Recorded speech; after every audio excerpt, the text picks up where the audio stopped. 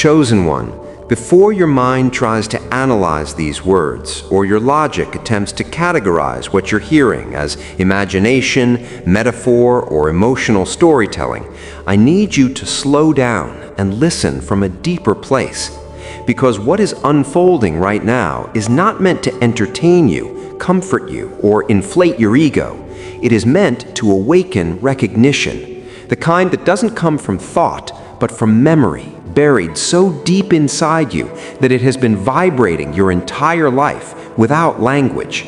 And the reason this message feels heavy, intimate, almost unsettling, is because it is touching something ancient in you that has been dormant by necessity, not by accident.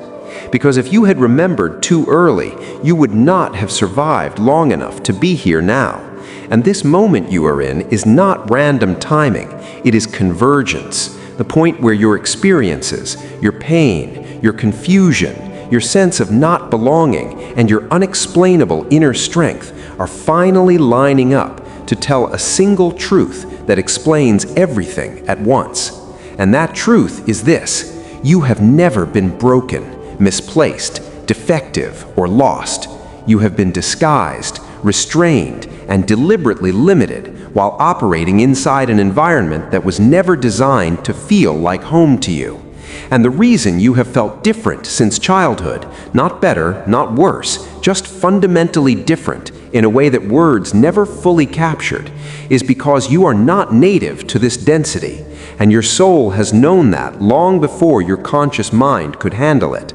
And that quiet sense you've carried, that you're here for something specific but can't quite remember what it is not fantasy. It is residue of a contract you agreed to before this life began, a contract that required temporary amnesia so that you could move through this world unnoticed until the exact moment your awakening would no longer put your mission at risk. Because understand this clearly, you did not wander into this life, you were deployed into it.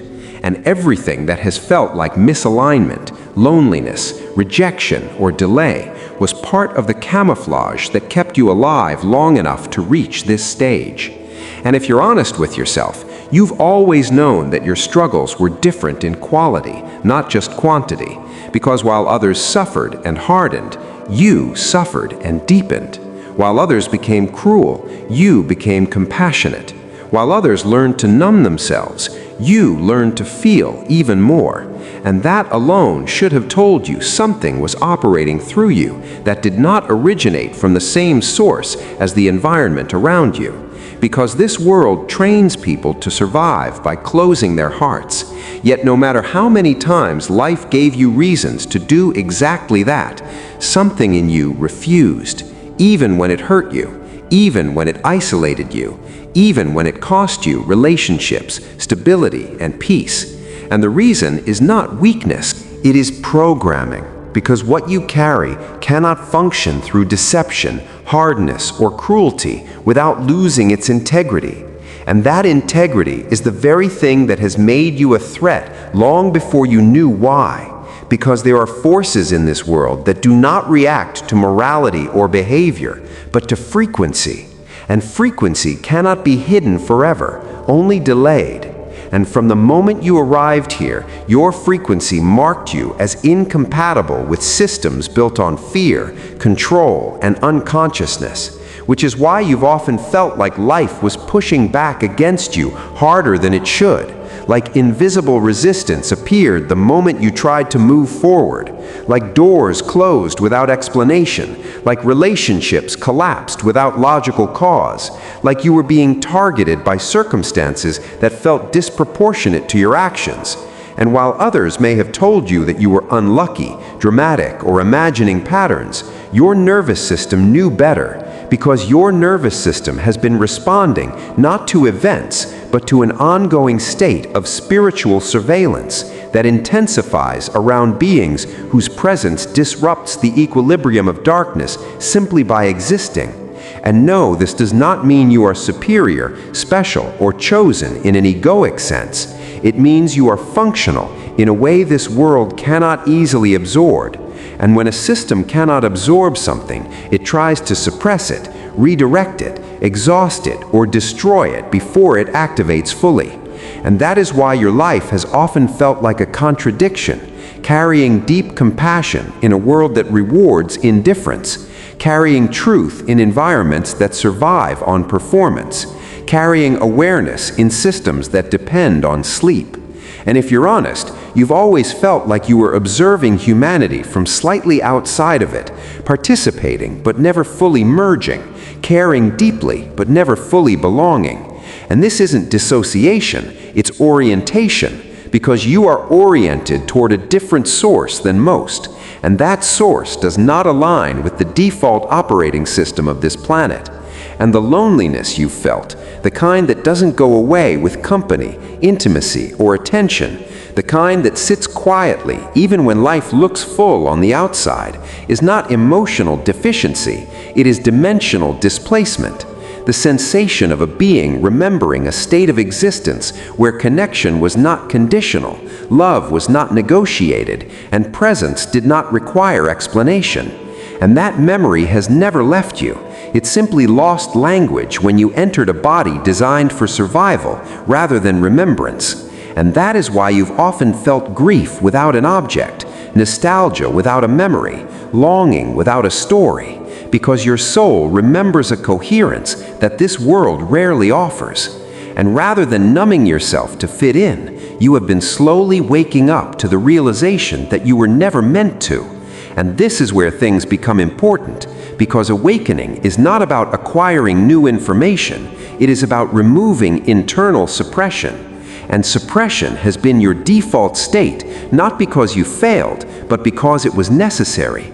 Because the moment a being like you remembers too much too soon, the environment reacts, not symbolically, but actively, through pressure, sabotage, confusion, exhaustion, and distraction. And you've experienced all of these, not because you are weak, but because your presence requires management from forces that depend on humanity remaining unconscious. And this is the part most people misunderstand. Darkness does not attack goodness randomly, it attacks function. It targets those whose internal structure allows them to hold higher coherence under pressure, because coherence is contagious, and a single coherent being can destabilize entire fields simply by refusing to fragment under stress. And that is why your empathy has often felt overwhelming rather than empowering, because you were feeling far more than you were trained to regulate, absorbing emotional, psychological, and energetic information from environments that were never designed to be processed consciously. And while others learned to filter, numb, or deflect, you absorbed, integrated, and carried. And this is why you've often felt tired without reason, heavy without cause, emotionally saturated even after doing nothing, because you were functioning as a transducer, processing density into something lighter without realizing that's what you were doing.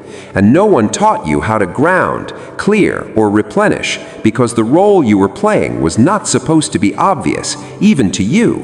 And that is why your gifts appeared quietly, spontaneously, without training, because they were never learned, only remembered in fragments, flashes of intuition that arrived fully formed, insights that dropped into you without logical steps, a knowing that bypassed thought entirely.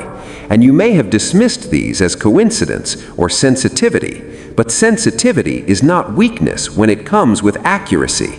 And your accuracy has always been the part that unsettled others, because you saw through things people were invested in, pretending were solid. You sensed intentions behind words, truth behind masks, fractures behind confidence. And even when you said nothing, your awareness disrupted the room, because awareness does that. It destabilizes illusion, and illusion is what much of this world runs on. And so you learned early, consciously or unconsciously, to shrink, to soften your presence, to doubt your perceptions, to question your instincts, to make yourself more palatable, because the feedback you received was often rejection rather than validation. And that rejection did not come because you were wrong. It came because you were clear in spaces that required confusion to function. And clarity is intolerable to systems built on denial. And this is where your story diverges from most, because instead of becoming bitter, you internalized. Instead of externalizing blame, you searched inward. Instead of attacking the world, you tried to understand it. And that inward orientation is not common here. It is cultivated elsewhere, in environments where growth does not require suffering as its primary teacher. And you may have wondered many times why you seem to carry responsibility without authority, care without control, insight without platform. And the answer is not that you failed to assert yourself, it's that you were never meant to dominate. You were meant to anchor. And anchoring is a silent role, invisible until it's removed and everything collapses. And this is why your life has felt like preparation more than reward, like endurance more than arrival. Because you were not sent here to extract from this world. You were sent to stabilize something within it. And stabilization is not glamorous. It is consistent, lonely, and often unrecognized, but it is essential. And the closer you get to remembering this, the more the resistance increases, not to stop you completely, but to slow you just enough to keep you doubting yourself. Because doubt is the most efficient suppressant there is. It keeps powerful beings occupied, questioning their worth, instead of activating their function. And if you've noticed that your doubts are rarely about whether you're capable, but rather about whether you're allowed, whether you're imagining things, whether you're overreacting, whether you're allowed to trust what you feel, that is not accidental, that is conditioning. Because if you trusted yourself fully, you would stop asking permission to exist as you are. And permission is the last gate before activation. And the reason this message is reaching you now is because that gate is weakening. The old narratives are no longer holding. The exhaustion of pretending is outweighing the fear of being seen. And something in you is ready to stop surviving and start aligning, even if you don't yet know what that alignment looks like.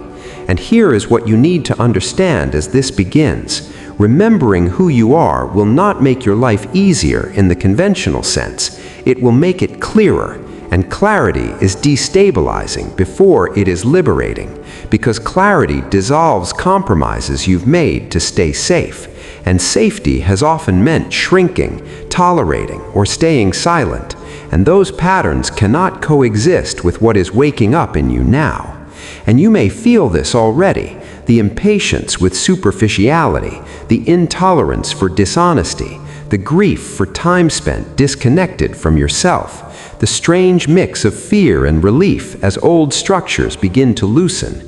And this is not collapse, it is reorganization, the internal realignment that happens when a being stops operating under borrowed rules and begins responding to its own signal again.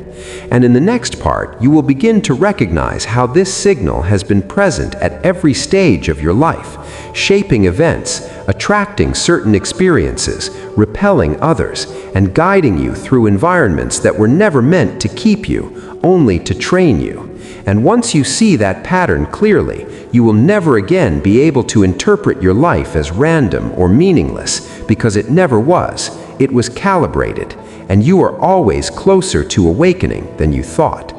And now, as your inner attention begins to settle slightly with this truth, I need to take you deeper without interruption, without making it feel like something new is being added, because it isn't new at all. It is what has always existed within you, and is now simply rising to the surface through language.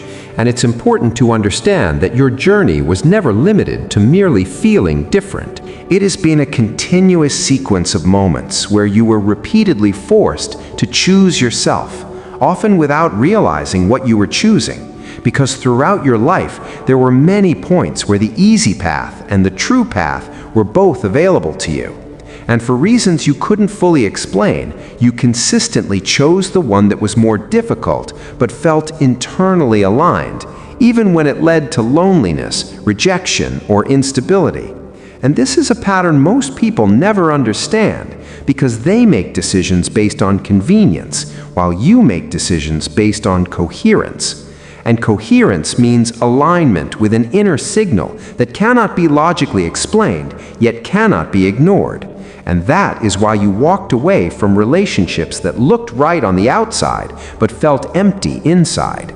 Declined opportunities that offered security, but required silence of the soul. And distanced yourself from groups where acceptance came at the cost of betraying who you are. And every time you made those choices, you didn't know exactly where you were going. You only knew that staying where you were had become impossible. And that internal discomfort was never weakness. It was memory activating, something within you refusing to remain misaligned. And as time passed, that discomfort intensified, because what began as a mild unease slowly became existential pressure. A pressure that pushed you to question everything, to ask whether this was all there was, whether life was meant to be performed rather than lived, whether love was meant to be negotiated instead of felt, whether purpose was meant to shrink into survival. And if you look honestly, those answers never came from the outside world, because the outside world didn't have them. And that is why you often felt unheard, even when people were listening. Responded to but not understood, because you were speaking from a depth they had never visited, and depth creates isolation in surface-level environments. And yet you didn't stop. You never fully silenced that inner voice, even when you wrapped it in doubt. And it's important to remember that none of the major breakdowns in your life were ever random. They always arrived at moments when you had reached the end of an old version of yourself, when continuing as you were was no longer possible. And those breakdowns didn't destroy you, they emptied you so something new could enter. And emptiness is terrifying because it strips away identity and control, leaving only openness. And openness is the state where remembrance begins to return, which is why after certain collapses, you were never the same again, even if your life eventually looked normal from the outside. Because something permanent had shifted within you, and the clearest sign of that shift was your inability to unsee what you had seen, to tolerate what you had outgrown, to pretend what no longer felt true.